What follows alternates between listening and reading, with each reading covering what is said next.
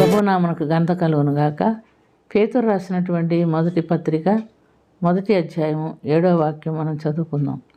నశించిపోవు సువర్ణము అగ్ని పరీక్ష వలన పరిశుద్ధపరచబడుచున్నది కదా, దానికంటే అమూల్యమైన మీ విశ్వాసము ఈ శోధనల చేత పరీక్షకు నిలిచినదై యేసుక్రీస్తు ప్రత్యక్షమైనప్పుడు మీకు మెప్పును మహిమయు ఘనతయు కలుగుటకు కారణమవను. ప్రియమైనటువంటి దేవుని బిడ్డలారా, పేతురు భక్తుడు ఇక్కడ చెప్పినది ఏమిటంటే, అగ్ని వంటి మహాశ్రమలు మనకు కలిగినప్పుడు మనం వాటిలో నిలిచినట్లయితే మన విశ్వాసం కూడా పరిశీలించబడి శ్రేష్టమైనదిగా ఉంటుంది అని చెప్తున్నట్టుగా మనం చూస్తున్నాం.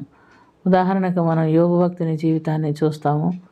యోబు భక్తుని జీవితాన్ని మనం చూసినప్పుడు అతను శోధించబడుటకు అపవాది అనుమతి పొంది, అపవాది ఒకే దినమందు ఆయనకు ఉన్నటువంటి ఆస్తిపాస్తులన్నిటినీ నాశనం చేశాడు. తర్వాత తనకున్న 10 మంది బిడ్డలను కూడా నాశనం చేశారు. ఈ వార్త ఒక్కొక్కరు వచ్చి యోబు భక్తునికి తెలియజేసినప్పుడు అతడు దేవుని దూషించలేదు, మనుషులను దూషించలేదు.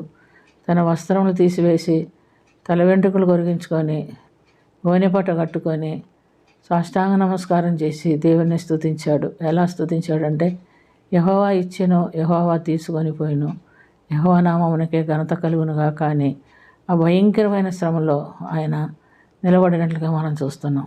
మన జీవితాల్లో ఒక్కరు చనిపోతే ఎంతో ఏడుస్తాం, గందరగోళం చేస్తాం, దేవుణ్ణి దూషిస్తాం, మనుషులు దూషిస్తాం.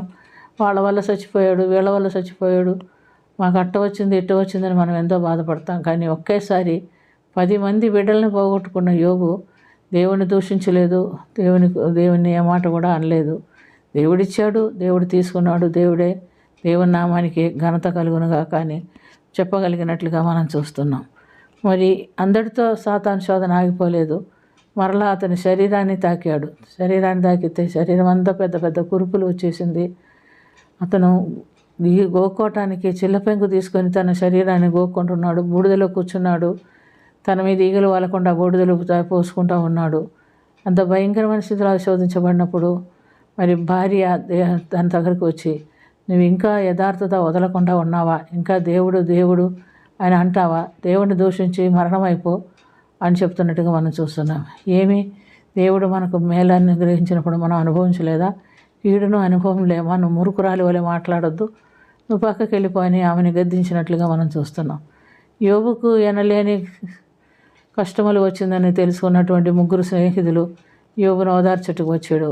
యోబు పరిస్థితి చూసిన వారు 7 దినములు వారు 3 ఏమీ మాట్లాడలేక యోబుతో కూడా నేల మీద కూర్చుంటూ ఉండినట్టుగా మనం చూస్తున్నాం.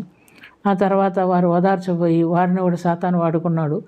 నువ్వేం తప్పు చేస్తే నీకు ఈ శిక్ష వచ్చింది, ఏదో ఒక తప్పు చేసావు కాబట్టి నీకు శిక్ష వచ్చిందని యోబుని గద్దించి మాట్లాడుతున్నట్టుగా మనం చూస్తున్నాం. ఎవరు ఏమి గద్దించినా ఏం మాట్లాడినా యోబు తన యథార్థతను విడిచిపెట్టలేదు, నేనే పాపం చేయలేదు అని మాత్రమే చెప్పాడు.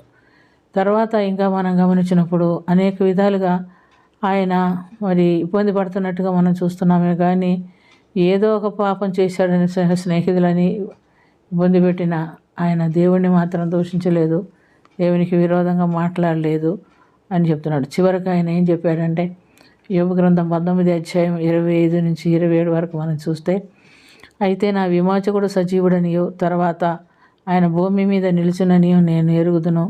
ఇలాగున నా చర్మం చీకిపోయిన తర్వాత జీవంతో నేను నా దేవుని చూచెదను, నా మటుకు నేనే చూచెదను అని, మరి ఎవరునూ కాదు నేనే ఆయన్ని కనులారా చూచెదను అని ఈ విధంగా దేవుని గురించి స్తుతిస్తూ మహిమపరుస్తూ తన విశ్వాస జీవితాన్ని స్థిరపరుస్తున్నట్లుగా మనం చూస్తున్నాం. తనలో ఉన్న విశ్వాసం నిరీక్షణ ఎవరు కూడా తీసివేయలేనివిగా ఉంటున్నట్టుగా మనం గమనిస్తున్నాం. అన్ని విషయాల్లో ఆ పరీక్షలన్నిటినీ యోబు జయించిన తర్వాత దేవుడు యోబుని ఆశీర్వదించి 2 ఆశీర్వాదకరంగా మారుస్తున్నట్టుగా మనం చూస్తున్నాం. ప్రియమైనటువంటి దేవునిలారా, అంతటి విశ్వాసం మన దగ్గర ఉందా? అంత అగ్ని వంటి మహాశ్రమంలో నిలిచిన వారమై మనం ఉండగలుగుతామా? అలా నిలిస్తేనే దేవుడు మనకేం చేస్తాడంట, నశించిపోవు సువర్ణము అగ్ని పరీక్షకు నిలబడినట్టుగా మనం నిలబడితేనే దేవుడు ఏం చేస్తాడంట, మీరు ఆయన్ని చూడకపోయినా ఆయన్ను ప్రేమించుచున్నారు. యేసుప్రభుని మనం చూడకుండానే ప్రేమిస్తున్నాము కనుక ఆయన ఉన్నాడని నమ్ముచున్నాము. ఆయన ఉన్నాడు, పరలోకం ఉంది అని నమ్ముచున్నాము. ఒక దినం మనం అక్కడికి వెళ్ళాలని ఆశపడుతూ ఈ లోకంలో జీవిస్తున్నాం. ఆ విశ్వాసమును స్థిరపరచుకొని ఎటువంటి శ్రమలు వచ్చినా శ్రమలకు నిలిచిన వారమై దేవునితో కూడా ఆయన రాజ్యంలో ఉండినట్లుగా దేవుడు మనకు సహాయం చేయనుగాక. ప్రార్థన చేసుకుందాం. ప్రేమ కలిగిన తండ్రి, యోబు భక్తుని యొక్క జీవితం మా ఎదుట పెట్టావు. అనేక విధములైనటువంటి శ్రమలు ఎదుర్కొన్నప్పటికీ విశ్వాసంలో కోల్పోలేదు, నీకు విరోధంగా మాట్లాడలేదు, నీలో నిలిచి ఉన్నాడు. అది మాకు ఒక గొప్ప సాక్షిగా యోబుని పరిశుద్ధ గ్రంథంలో ఉంచి ఉన్నావు. నాయన, యోబు కూడా మా వంటి మనుషుడే అయినను ఇలాంటి శ్రమలన్నింటిలో నిలబడగలిగాడు. మాకు కూడా ఎటువంటి శ్రమలు వచ్చినా నిలబడి నీ కొరకు జీవించడానికి మాకు కృప దయచేయమని దీవించమని యేసుక్రీస్తు పుణ్యనామమున మిక్కిలి వినయంతో అడిగి వేడుకొనుచున్నాము తండ్రి. ఆమేన్.